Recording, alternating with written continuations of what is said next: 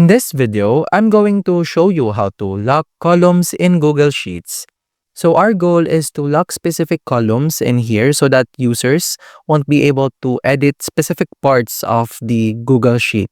So to do that, as you can see in the sample sheet, so let's say that we're going to lock column A up to column C, making users unable to remove or add any details or numbers in here.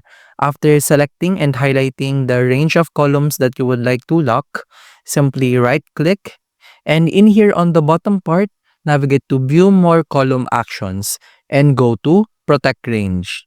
In here, this will show a form wherein you input the details and description about how will you protect the range.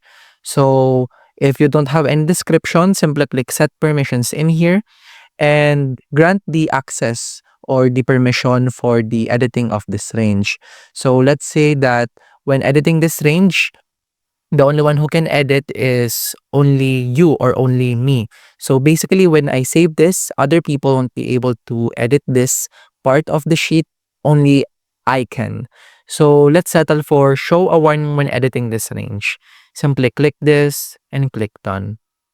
As you can see in here, when I try to remove specific numbers in here, there's a warning saying that confirmation of removing an item inside this specific protected columns. Let's try adding something.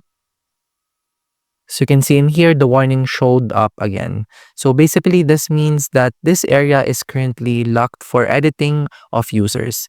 And that's about it. That's how to lock columns in Google Sheets. If you have any questions, please let me know down in the comments below, and I'll do my best to help you out.